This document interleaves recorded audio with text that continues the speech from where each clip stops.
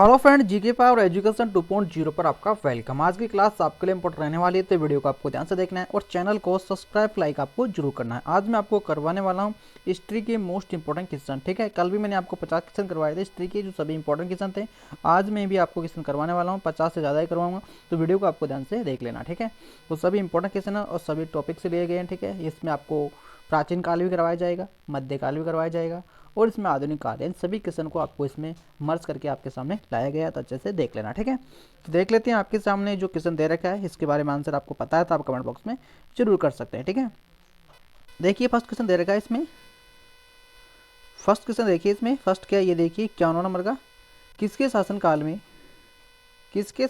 में प्रथम चीन यात्री भारत आए थे। एक अच्छा क्वेश्चन है, एग्जाम में पूछा जा सकता है। ठीक है, तो इसका राइट आंसर हो जाएगा चंद्रगुप्त द्वितीय के शासनकाल में चीन यात्री भारत आई थी। ठीक है, एक अच्छा क्वेश्चन है, एग्जाम में देखा जा सकता है। इसके बाद देख लेते हैं, निम्नलिखित में से किस मुगल शासक ने किसे प्रिंस ऑफ ब्लड्स के नाम से पुकारा जाता है। तो एक अच्छा क्वेश्चन है, तो इनका राइट आंसर हो जाएगा आपके सामने शाहजहाँ हो जाएगा। ठीक है, यानी शाहजहाँ इसका राइट आंसर हो जाएगा। कौन सा ऐसे मुगल शासक था जिन्हें प्रिंस ऑफ विल्डर्स के नाम से पुकारा जाता था, तो इनका राइट आंसर हो जाएगा आपके सामने शाहजहाँ। ठीक है, प्रिंस ऑफ विल्डर्स के नाम से पुकारा जाता है, शाहजहाँ हो जाएगा। ठीक है, फिर देखिए सिख समुदाय के अंतिम गुरु थे, इन सिख जो समुदाय थे उसके अंतिम गुरु कौन थे। तो इनका राइट आंसर हो जाएगा गुरु गोविंद सिंह, सिख समुदाय के अंतिम गुरु थे। ठीक है, फिर देखते हैं लोधी वंश का अंतिम शासक कौन था, यानी लोधी वंश का जो अंतिम शासक था वो कौन था। तो इब्राहिम लोधी हो जाएगी। ठीक है, इब्राहिम लोधी हो जाएगा, यानी लोधी वंश का जो अंतिम शासक था वो इब्राहिम लोधी हो जाएगा। ठीक है,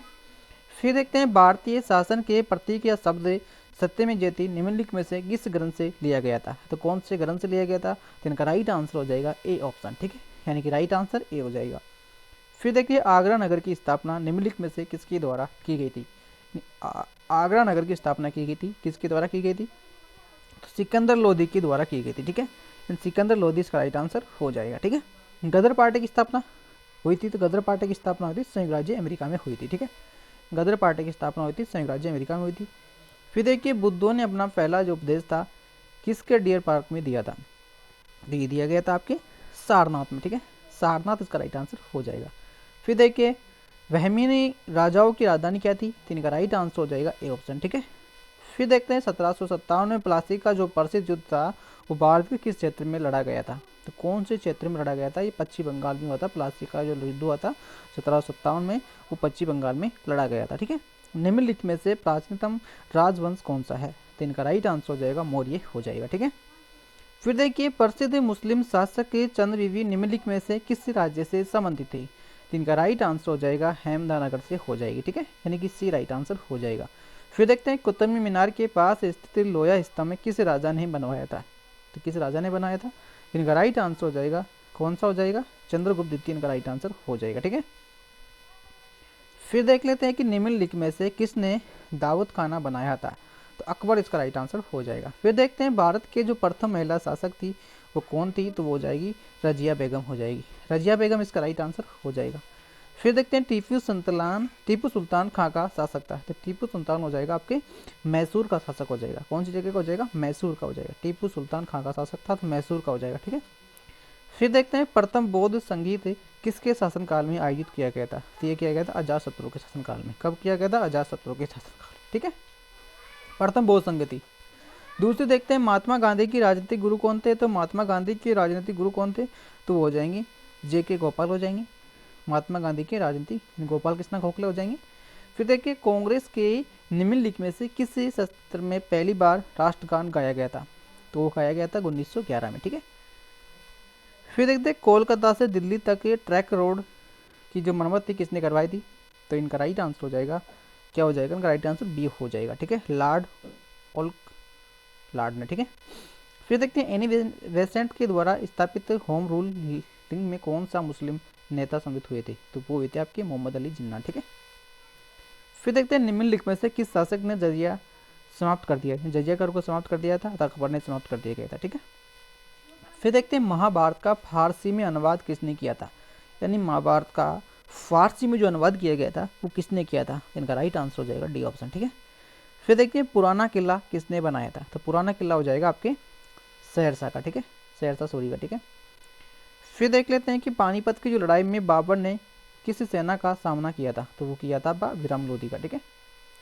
फिर देखते हैं जहांगीर के काल में मुगल दरबार में आने वाला पहला अंग्रेज कौन था? इन जहांगीर के जो काल में मुगल दरबार में आने वाला पहला अंग्रेज कौन था? तो इनका राइट आंसर हो जाएगा कैप्टन विलियम हैंगिस। ठीक है, यानी कि बी का राइट आंसर हो जाएगा। फिर देखिए दारा सिक्कों ने उपनिषदों का फारसी में अनुवाद किस नाम से किया था? तो वो किया गया था आपके राइट आंसर हो जाएगा बी ऑप्शन। ठीक है, किस युद्ध से भारत में मुगल राज्य की नींव पड़ी थी? तो वो पड़ी थी आपके पानीपत की प्रतिनिधि युद्ध 1911 में हुआ था। ठीक है, फिर देखिए मुगल काल की राजभाषा क्या थी? तो मुगल काल की जो राजभाषा थी फारसी हो जाएगी। ठीक है, फिर देख लेते हैं निम्नलिखित में से बौद्ध साहित्य की पहचान कीजिए।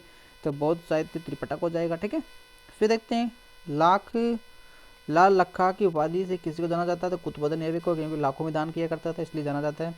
फिर देखिए यूनानी लेखक की जस्टिन के द्वारा किसे स्ट्रोकोट्स कहा जाता है? तो वो हो जाएगा चंद्रगुप्त मौर्य। ठीक है, फिर देखिए कुतुब मीनार किस प्रसिद्ध शासक ने पूरा किया था? तो वो किया गया था इल्तुतमिश ने। ठीक है, हिंदुस्तान रिपब्लिकन की स्थापना किस वर्ष की गई थी? ये की गई थी 1954 में। ठीक है, कब की गई थी? 1924 में। ठीक है, सॉरी 1924 में हिंदुस्तान रिपब्लिकन एसोसिएशन की स्थापना किस वर्ष की गई थी? 1924 में की गई थी, यानी कि राइट आंसर हो जाएगा। फिर देखते हैं सिंधु घाटी सभ्यता का जो पतन नगर बंदरगाह कौन सा है? तो वो हो जाएगा आपका लोथल हो जाएगा। ठीक है, फिर देख लेते हैं उत्तरी भारत की प्रथम जो मुस्लिम महिला शासक थी वो रजिया सुल्तान थी। ठीक है, उत्तरी भारत की जो प्रथम महिला जो शासक थी वो रजिया सुल्तान हो जाएगी। फिर देख लेते हैं कि 1930 में डंडी नामक जो मार्च का नेतृत्व करने के लिए कौन सा भारतीय नेता प्रसिद्ध है? तो आप सभी जानते होंगे महात्मा गांधी हो जाएंगे। फिर देखिए सिंधु घाटी सभ्यता के लोग पूजा करते थे तो पशुपति की पूजा करते थे।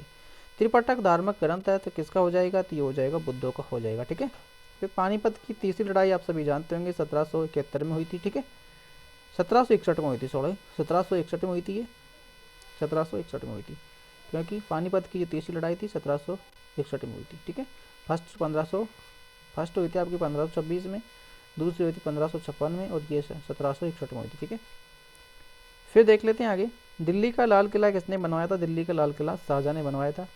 फिर देखते हैं कैलाश का जो प्रसिद्ध शिलाकृतिक मंदिर है निम्नलिखित में से किस स्थान पर है? तो ये हो जाएगा एलोरा में हो जाएगा। फिर देखिए महाविलंबर के रथ का जो निर्माण है किसके शासनकाल में हुआ था? तो ये हुआ था पल्लवों के शासनकाल में हुआ था। ठीक, फिर देखिए सिंधु सभ्यता के जो अधिकांश निवास थे किस प्रजाति के थे? तो वो हो जाएंगे आपके भूमध्य सागरीय हो जाएंगे। ठीक है, फिर देखिए कनिष्क के शासनकाल के दौरान एक बुद्ध परिषद का आयोजन किया गया था, तो वो किया गया था पाटलिपुत्र में किया गया था। ठीक है, पाटलिपुत्र इसका राइट आंसर हो जाएगा। फिर देखिए बुद्ध ने गणतंत्रता और महानिर्वाण की प्राप्ति हुई थी, तो वो हुई थी आपके ए राइट आंसर हो जाएगा। फिर देखिए कबीर शिष्य थे, किसके शिष्य थे? रामानंद के शिष्य थे। कबीर किसके शिष्य थे? रामानंद के थे। फिर देखिए चौथी बौद्ध परिषद के द्वारा आयोजित किया गया था, तो क्या किया गया था? कनिष्क में किया गया था। ठीक है, फिर देख लेते हैं कि भारत छोड़ो आंदोलन कब प्रारंभ किया गया था? भारत छोड़ो आंदोलन 1942 में। ठीक है, किस वर्ष गोवा पर पुर्तगालों ने कब्जा किया था? तो वो किया था 1510 में किया था। इस प्रकार से 50 क्वेश्चन फिर से कंप्लीट हो चुके हैं।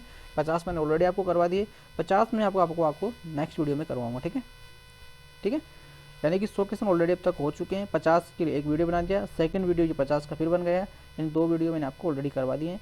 अब नेक्स्ट वीडियो में आपको फिर से 50 क्वेश्चन इसके सिंधी घाटी इसकी जो PDF है वो आपको मिल जाएंगी। ठीक है, वो टेलीग्राम चैनल पर मिलेगी।